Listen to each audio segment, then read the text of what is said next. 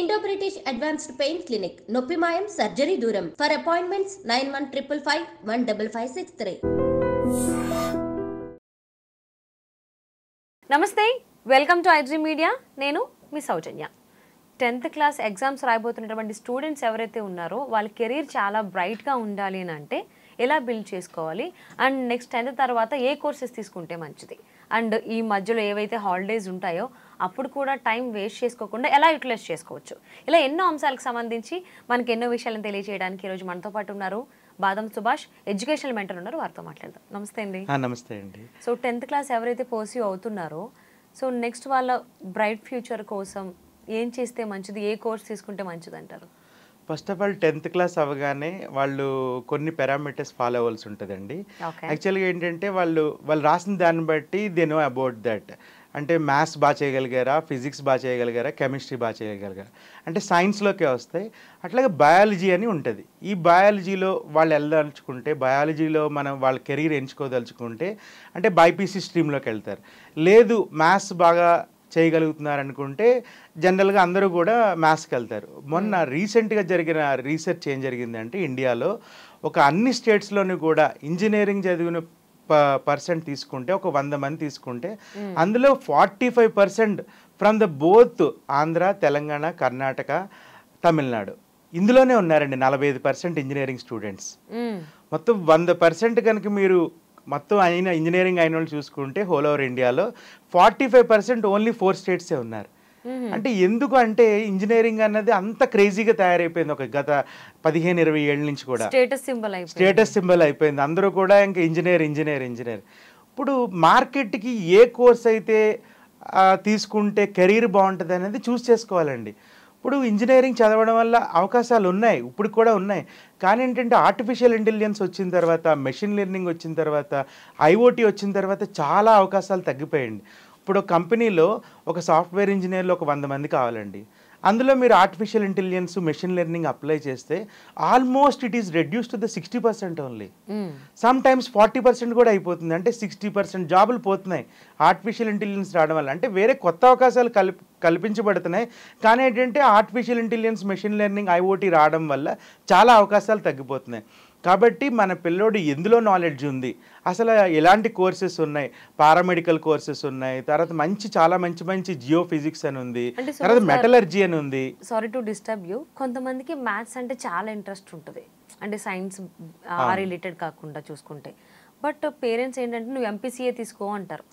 But మ్యాథ్స్లో ఎంపీసీలో మనకి maths ఒక్కటే, మిగిలినవన్నీ కూడా సైన్స్ రిలేటెడే ఉంటాయి. కానీ సిఈసి తీసుకుంటే బెటరా ఆ స్టూడెంట్స్, అంటే మ్యాథ్స్ మీద ఇంట్రెస్ట్ ఉన్న వాళ్ళు? ఎంపీసీ తీసుకుంటే బెటరా? మ్యాథ్స్ మీద ఇంట్రెస్ట్ ఉంటే ఎంఈసీ తీసుకోవడం బెటర్ మేడం. ఎంఈసీ తీసుకుని వాళ్ళు చార్టెడ్ అకౌంటెంట్ సిఏ కానీ, తర్వాత కంపెనీ సెక్రటరీస్ అని ఒక కోర్స్ ఉంది, సిఎస్ అని ఉంది అనమాట. ఆ కోర్స్ చేస్తే మీకు చాలా అవకాశాలు ఉన్నాయి. సిఏ కోర్స్ కన్నా కూడా ఇప్పుడు కంపెనీ సెక్రటరీస్ చాలా డిమాండ్ ఉంది. అందరికీ కూడా చార్టెడ్ అకౌంటెంట్ సిఏ తెలుసు, కానీ కంపెనీ సెక్రటరీ సిఎస్ కోర్స్ అనేది చాలా క్రేజీగా ఉంది. ఇప్పుడు ఇండియాలో చాలా మంది మనకి ఏంటంటే కొరత ఉందన్నమాట కంపెనీ సెక్రటరీస్. కాబట్టి ఆ కోర్స్ తీసుకోవాలి. తర్వాత ఏంటంటే అందరూ 10th అయిన తర్వాత ఇంజనీరింగ్, లేకపోతే కంప్లీట్ మెడిసిన్. ఇలా కాకుండా చాలా కోర్సెస్ ఉన్నాయి, పారామెడికల్ కోర్సెస్ అని. తర్వాత మనం మెడికల్లో ఎన్నో కోర్సులు ఉన్నాయి. మనం ఎంతసేపు కూడా ఇక్కడ ఆంధ్ర, తెలంగాణలో మనం చూసేది ఏంటంటే ఒక some x corporate college, some y corporate college అంతే. అవి కాకుండా you can go for the other than the state. మీరు కర్ణాటక వెళ్ళండి, తమిళనాడు వెళ్ళండి, అక్కడే మీకు మణిపాల్ యూనివర్సిటీ అని, బెంగళూరు, తర్వాత క్రైస్ట్ యూనివర్సిటీ అని, చాలా కోల్కతా వెళ్తే ఇంకా మంచి యూనివర్సిటీస్ ఉన్నాయి. అందరికీ కూడా 10th అయిన తర్వాత ఎంపీసీ, బైపీసీ ఇవే. కానీ ఇంటర్ అయిన తర్వాత మీకు సియుఈటీ ఎగ్జామ్ అని ఉంటుందండి, కామన్ యూనివర్సిటీ ఎంట్రన్స్ ఎగ్జామ్ అని ఉంటుంది. ఆ ఎగ్జామ్ ఎవరికి తెలియదు, ఆ ఎగ్జామ్ ఎవరు రాయరు. ఇప్పుడు ఆ ఎగ్జామ్ రాయడం వల్ల ఇండియాలో ఉన్న బెస్ట్ యూనివర్సిటీస్లో మీరు సీటు పొందగలుగుతారు. ఇక్కడ మనకి entrance exam, common university entrance exam అని ఉంటుందండి, సియుఈటీ టెస్ట్ అని ఉంటుంది. ఆ సియుఈటీ ఎగ్జామ్లో కనుక మీరు క్రాక్ చేయగలిగితే చాలా కోర్సెస్ ఉన్నాయి. మన ఎంతసేపు అందరూ ఇంజనీరింగ్ మెడికల్ అంతే. ఇక మనం ఒక కొత్త అవకాశాన్ని అన్నది చేజిక్కించుకోలేకపోతున్నాం. అందరికీ ఎప్పటి నుంచో నేను కాలేజ్ 10th అయిపోయిన తర్వాత కూడా విన్నది ఏంటి అంటే ఎంపీసీ తీసుకుంటే నువ్వు అటు మెడికల్ వైపు వెళ్ళాలనుకుంటే కూడా వెళ్ళొచ్చు, ఇటు లేదు వేరే దాంట్లో కూడా వెళ్ళొచ్చు అని చెప్పేసి అని థాట్ ఉంటుంది. అలా డైలమాలో కాకుండా అంటే ఫ్యూచర్ని మంచిగా బిల్డ్ చేసుకోవాలి, మధ్యలో ఇటువంటి డిస్టర్బెన్సెస్ లేకుండా ఉండాలి అని అంటే MPC, BiPC, CEC and MEC and HEC కూడా ఉంది. మోస్ట్లీ చాలా తక్కువ మంది హెచ్ఈసీ తీసుకునే వాళ్ళు. అంటే కెరీర్ని బాగా బిల్డప్ చేసుకునే వాళ్ళు ఇంటర్లోనే, అంటే ఫౌండేషన్ ఎప్పుడైనా స్ట్రాంగ్ ఉంటేనే కదా ఫ్యూచర్ బాగుంటుంది. సో ఏ గ్రూప్ తీసుకుంటే సెలెక్ట్ చేసుకోవాలి అంటే కొంతమందికి గైడెన్స్ ఉంటుంది ఎలా చేయాలి ఏంటి ఫ్యామిలీ వైజ్, కొంతమందికి గైడెన్స్ ఉండదు పేరెంట్స్ నుంచి కానీ ఎవరైనా చెప్పేవాళ్ళు ఉండరు.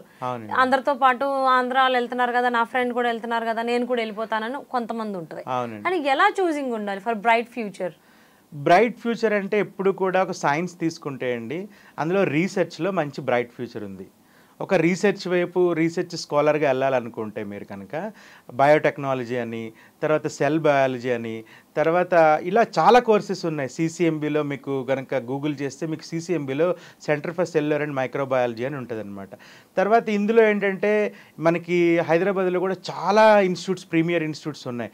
మైక్రోబయాలజీ అని ఇలా చాలా కోర్సెస్ ఉన్నాయి. ఇవేం తీసుకోకుండా జనరల్గా అందరూ తీసుకుని బైపీసీ తీసుకుంటున్నారు. ఇలా కాకుండా కొన్ని బయోటెక్నాలజీ ఇలా చాలా కోర్సెస్ ఉన్నాయి. ఇవేమి తీసుకోకుండా ఒకటే స్ట్రీమ్ లెవెల్లో ఫాలో అయిపోతున్నారు. దానివల్ల ఏంటంటే మార్కెట్కి ఏదైతే అవసరమో ఆ ఎడ్యుకేషన్ తగ్గట్టు స్టూడెంట్స్ రావట్లేదండి. ఈరోజు మార్కెట్లో ఒక 10,000 మంది సాఫ్ట్వేర్ ఇంజనీర్లు అవసరం అండి. దానికి 10,000 మంది అవసరం అంటే మనకు మార్కెట్లో ఎంతమంది వస్తున్నారంటే 2 లక్షల మంది వస్తున్నారు. అంటే ఆ బ్యారియర్ వచ్చేస్తుంది, ఆ వేరియేషన్ వచ్చేస్తుంది. ఇక్కడ సైన్స్ అండ్ టెక్నాలజీలో చాలా మందికి ఏంటంటే స్కిల్స్ ఉండట్లేదు.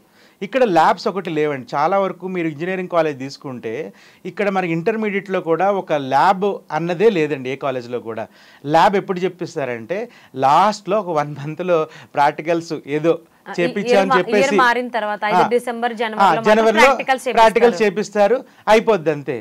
అసలు వాళ్ళకి ఆనియన్స్ అంటే తెలియదు, క్యాటయాన్స్ అంటే తెలియదు, ఫిజికల్ ప్రాపర్టీ తెలియదు, రియాక్షన్స్ ఏమీ తెలియదు. వాళ్ళు ఇంటర్మీడియట్ అయిన తర్వాత రేపు పొద్దున్న మెటలర్జీ తీసుకున్న ఉపయోగం ఏముందండి? అంటే ఇప్పుడు ఎడ్యుకేషన్ సిస్టమ్ ఎలా ఉందో అందరికీ తెలిసిందే, తెలుస్తుంది. కానీ ఏంటంటే ప్రాక్టికల్ నాలెడ్జ్ ఉండాలండి, లెర్న్ బై డూయింగ్. అంటే మీరు చెప్పింది కరెక్టే, ప్రాక్టికల్ గా ఉంటేనే అది బ్రెయిన్ లోకి స్టోర్ అవుతుంది. లేకపోతే ఓరల్ గా చెప్పేది పెద్దగా ఏముండదు. అందుకే కొన్ని చోట్ల డిజిటల్ స్క్రీన్స్ వస్తున్నాయి కదా, అక్కడ వింటూ మనం చూస్తున్నాం కాబట్టి తొందరగా ఉంటుంది అని చెప్పేసి మైండ్ లో, అంటే తొందరగా రీచ్ అవుతారు పిల్లలు. ఇప్పుడు బెస్ట్ సిలబస్ మీరు తీసుకున్నారంటే హోల్ ఓవర్ ద వరల్డ్ లో ఫిన్లాండ్ ఉంది. ఎందుకు ఫిన్లాండ్ ఉంది అంటే వాళ్ళు learn by doing. A concept అయినా కూడా ఒక ఫిజిక్స్లో ఏదో ఒక థర్మోడైనమిక్స్ అనో, లేకపోతే మెకానిజం అనో, లేకపోతే ఏదైనా మ్యాగ్నెటిజం ఇలా తీసుకున్నారనుకోండి, వాళ్ళు ప్రతిదీ చేసి నేర్చుకుంటారు. అక్కడ అవుతుంది. కానీ ఇండియాలో అదే ల్యాబ్సే లేవండి, ల్యాబ్సే లేవు, రీసెర్చ్ లేదు మన దగ్గర. ఇక్కడ ఇప్పుడు ఇంజనీరింగ్ అయిన పిల్లలకి ల్యాబ్ నాలెడ్జ్ ఉండట్లేదు. వాళ్ళకి ఒక స్క్రూ గేజ్ ఇచ్చి, ఒక వెర్నియర్ కాలిఫర్స్ ఇచ్చి లీస్ట్ కౌంట్ కట్టమంటే ఫైండ్ అవుట్ చేయలేరు. ఒక ఇన్స్ట్రుమెంట్ ఇచ్చి దాన్ని ఎర్రర్ ఫైండ్ అవుట్ చేయమంటే చేయలేరు.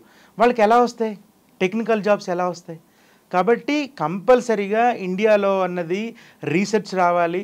రీసెర్చ్ అన్నది ప్రతి ఇన్స్టిట్యూట్లో కూడా ఉండాలి. R&D అన్నది కంపల్సరీగా ఉండాలి. R&D లేకుండా ఇప్పుడు మనకు ప్రీమియర్ ఇన్స్టిట్యూట్స్ ఉన్నాయండి మనకి హైదరాబాద్లోనే. అంటే ఎడ్యుకేషన్ సిస్టమ్ ఇలా ఉంది కాబట్టి సుభాష్ గారు, సో చూసింగ్ అనేది గ్రూప్ చూసింగ్ ఎలా ఉండాలి అండ్ దట్టు ఇప్పుడు చాలా ఇంపాక్ట్ చూపిస్తుంది ప్రతి చోట.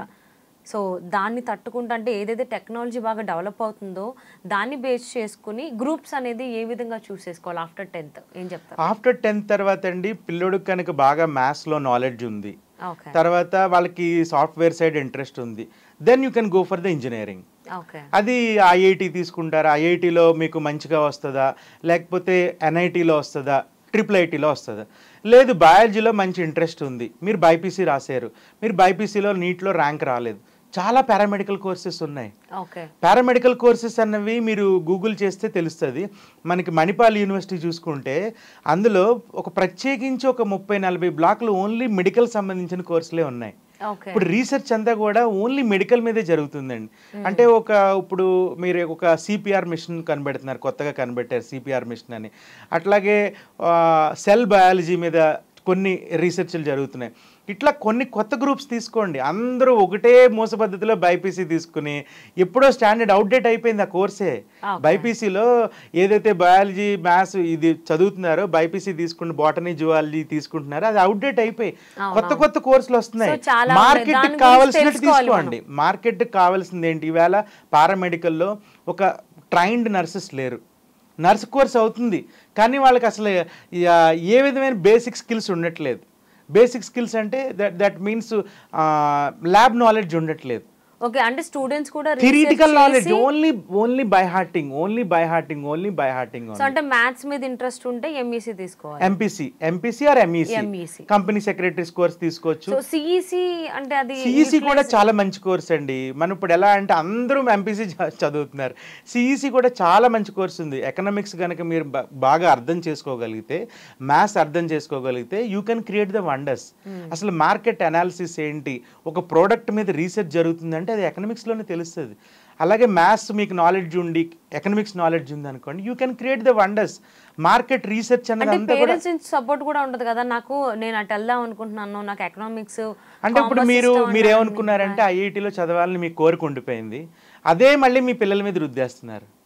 ఓకే, ఇప్పుడు ఎంబీఏ ఉందండి. ఎంబీఏ చేయాలనుకున్నప్పుడు బీబీఏ చేయండి. ఫస్ట్ బీబీఏ తీసుకుని బీకామ్ తీసుకోండి. బీకామ్ నుంచి బీబీఏ నుంచి ఒక గోల్ ఉండట్లేదు ఇక్కడ. పిల్లలు ఏంటంటే మనం ఏదో ఒక ఛానల్లో చూసి అంటే ఇదే క్రేజ్ ఉందని చెప్పేసి అందరూ దానికి వెళ్ళిపోతున్నారు. ఆర్టిఫిషియల్ ఇంటెలిజెన్స్ కొత్తగా ఇప్పుడు 2 బ్యాచ్లు బయటకు వచ్చాయండి. వాళ్ళు ఎవరికి కూడా మార్కెట్లో 100% జాబ్స్ లేవు. ఒక 10 to 15% వచ్చాయి. అంటే మార్కెట్కి కావాల్సినంత ప్రొడక్టివిటీ అన్నది 10 రెట్లు ఎక్కువ ఉంది. ఓకే, అంటే స్టూడెంట్స్ ఎవరైతే 10,000 మంది మార్కెట్లో ఇవాళ ఆర్టిఫిషియల్ ఇంటెలిజెన్స్ అవసరం అయితే 1,20,000 మంది వస్తున్నారండి, లేకపోతే 1,00,000 పైన వస్తున్నారు.